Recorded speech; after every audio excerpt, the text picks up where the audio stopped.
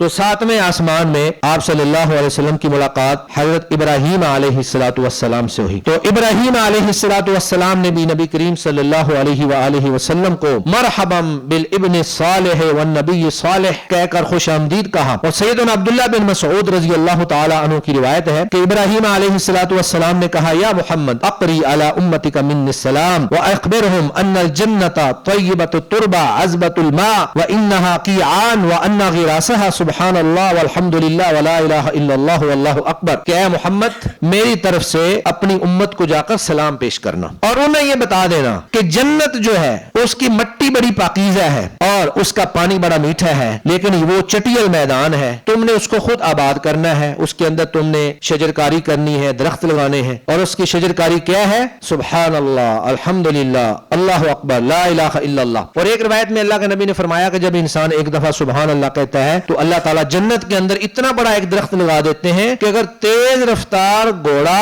500 साल भी उसके नीचे दौड़ता रहे तो उसके साये को क्रॉस नहीं कर सकता। तो ये अल्लाह ने हमें मौका दिया हुआ है। सुबहान अल्लाह, अल्हम्दुलिल्लाह, ला इलाहा इल्लल्लाह, अल्लाहु अकबर।